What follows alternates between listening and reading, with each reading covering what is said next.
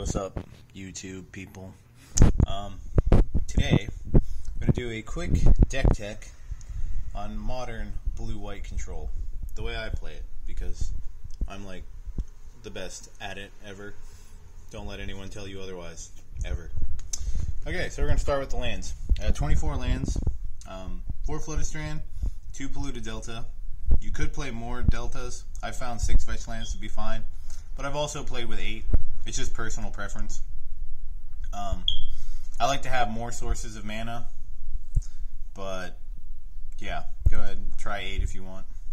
I also like to keep the mana base as painless as possible with blue-white. That's one of the strengths of blue-white control. It's having a super clean mana base that doesn't really shock you much or deal any damage to you. So 6 fetches, 1 Watery Grave, 2 Hallowed Fountain, 1 Rogran Triome, and I'll get to why I have those in a minute. Everybody knows, though. 3 Glacial Fortress as our dual land that doesn't hurt us. 2 Celestial Colonnade. People say Celestial Colonnade is bad. I disagree. In blue-white control, it's basically a free roll. Just play it. I mean, it's helped out a lot. 2 Mystic Gates. I don't know about this one. I haven't felt like I've needed it, which is also why it's not foil. I'm just kind of like trying it out.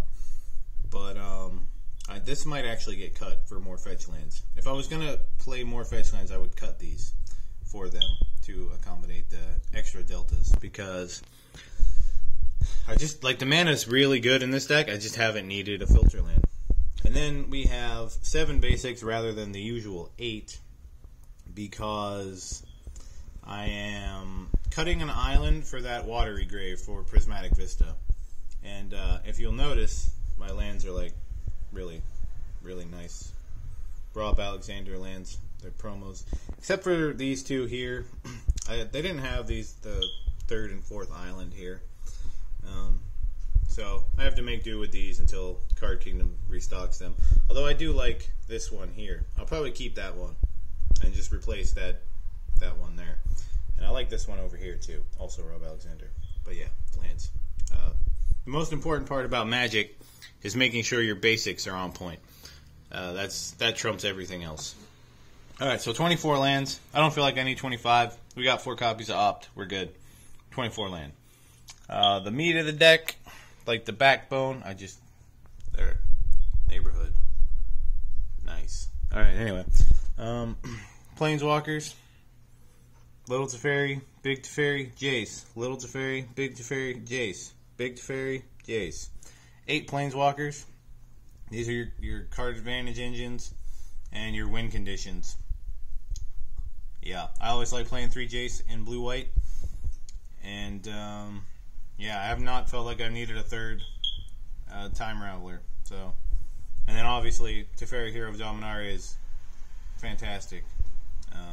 Yeah, 8 Planeswalkers. Utility cards, 4 Ops, 3 Snapcaster Mages.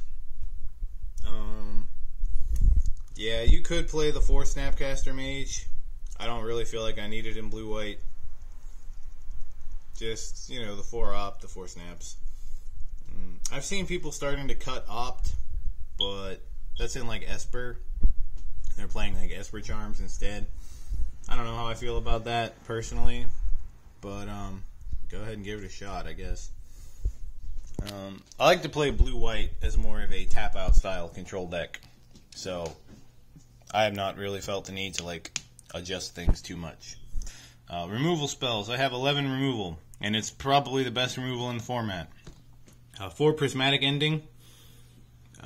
This card is why we can play blue-white and not play Esper or Jeskai. It's fantastic, and yeah, it's why I'm playing a Rogran Triome and a Watery Grave. The card is just ridiculous.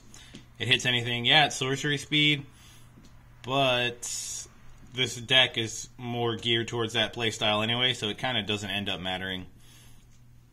The card is just fantastic. Like early game, you just 1 white mana, kill a Swift Spear or a Ragavan or whatever the hell that costs 1 mana or less. 1 mana or less. Remember that. Amulet of Vigor gets wrecked by this. So, and then it just scales so well. You can even kill up to Urza, so the Lord High Artificer. So yeah, that's basically all you're going to need to kill with this.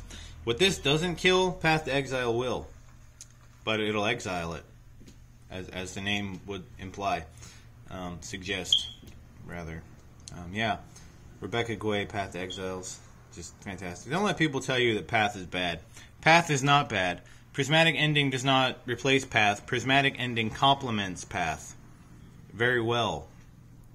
They work very well together.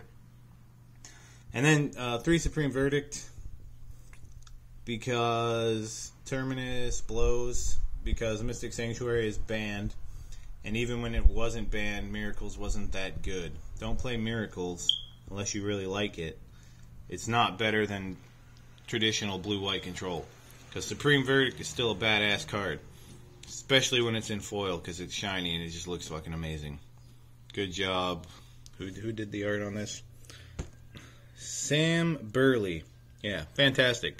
I have the John Yvonne promos, but they suck. I don't like them at all. Yeah. And then finally, counterspells. We just have 10. I don't feel like counterspells are particularly well positioned. I mean, they are, but you don't need to overload your deck. Like, I see people playing 4 counterspell, 3 forces, 3 cryptics, 4 Archmage's Charm, and sometimes they have spell snares in there. I've never liked playing more than 10 counterspells. So, yeah, I just have 4 counterspell because it's amazing. And this is another reason why we don't need a bunch of counterspells, because now all of our counterspells are hard counters. So that's good. 3 Force of Negation works incredibly well with the tap out plan. And 3 Cryptic Command. And yeah, those are Lorwyn foils. Yeah, I'm pimping this deck out.